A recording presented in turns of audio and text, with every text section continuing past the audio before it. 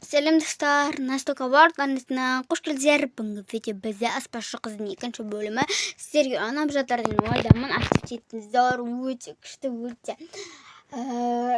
болып жатыр, сіздерге ұнап жатыр деген ойдамын. Неше достар, біз сериалымызды бастайық. Аниматор келіп алақтарыңызды колокольчикті басып кетіңіздер және де мен сөзді ұмытпаңыздар. Неше достар, сериалымызды бастайық. Әрине достар, мен жәнегі қонақтар бізде үйлеріне тарап сөйтіп кетіп қалды және де мен уже ыдыстарды жинап сөйтіп тастаған болатынмын, орындарына жинастырып. Енді қазір мен үйіме кететін боламын, өйткені қазір бізде уже кеш батып кетті. Сондықтан ертең оралатын боламын жұмысыма. Таң атады. Әрине достар, мен осылай үйіме келдім. Ой, достар, кешірім сұраймын. Штастырып алдым, осылай мен жұмысыма келген болатын. Міне және де открыттен жазуды открыт деп қалдырып қойдым және де ашып кірдім. Сосын әрине достар, мен өзімнің бір нәрсе жасайын деп шештім. Мен неше түрлі заказдар келген болатын әрине.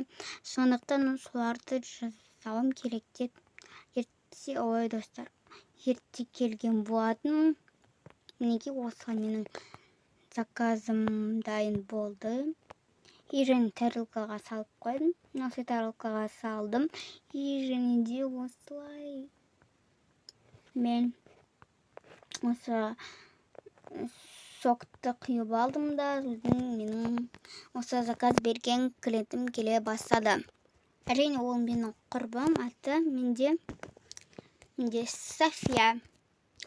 Мен осы қыздың кафесі күшті, кондитерлік. Мен осы жерге орналасайын. Әрине келгеннен кейін мен оны қуана қарсы алдым. Және бұның өзінің заказ берген десертін көріп, ол өзі шок болды және де өзіне қатты ұнады. Және де өзіне табыстадым, ас болсын деп. Ал мінекей, тамағың ас болсын. Рахмет саған да, тамағың дәмді сияқты ғой. Жақсы, мынау сенің соғың, енді саған да ас болсын. Рахмет, сен өзіне бір нәрсе алсай. Қазір өзіме бір нәрсе алып келемін. Және де өзіме фри дайындағым келді. Сондықтан осындай фри дайындадым. Өзіме ұнайды фри дейтін. Сондықтан да әрине осылай өзімнің кофемді құйып алдым. Яғни осындай шайымды. Аппетитті ашты ғой кәдімгідей. Бір жағынан құрбым екеуміз сыныптаспыз. Әрі ең жақын достарымыз десек те болады. Сөйтіп неше түрлі әңгімені айттық та тамағымызды ішіп алдық. Құрбым тамағың дейтін дәмді ғой. Енді сабақтан шыға сал, сенің кондитерлік асханаңа келем. Кел. Осылай екеуміз біраз әңгіме айттық. Және де оны тоже шығарып салдым. Және де осылай менің біраз күнім өтті. Сөйтіп, мен осы ыдыстарды жинап алдым да құрбымды шығарып салдым. Құрбым, саған көп рахмет. Енді мен сіріңкамды алып келсем бола ма? Алып кел, жақсы бол, қайта клиенттерді көп болады. Жақсы, онда мен кеттім, сау бол, сіңе береке берсін. Рахмет. Осылай құрбымды шығарып салдым, және де ол кешке келем деп айтты. Және де бұлай тұрғаны болмас деп, осылай ыдыстарды бір посудомойкаға салдым да, өзің жуа бер, сенің шаруаларың көп деп, посудомойкаға сала салдым. Және де ерекше бүгін стол жасауым керек дедім де. Өте күшті бір пицца дайындап кояйын деп шештим. Неме жасасам экен?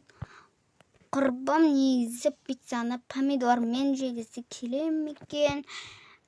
Билмей осылай ойланып турдум. Бираз ойланганым сонча кечке болуп кетти.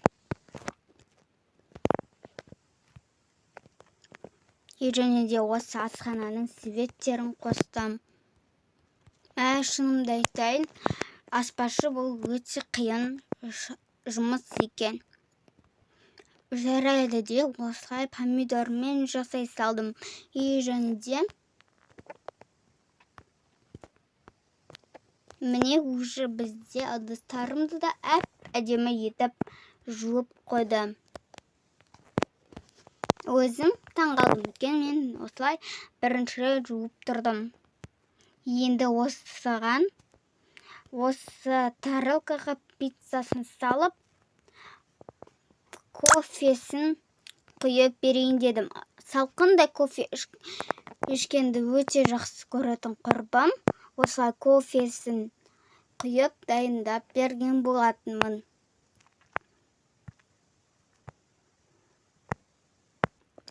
Ал достар, өзім бізде аспазшы қыздың екінші бөлімі аяқталды. Сіздерге ұнады деген ойдамын.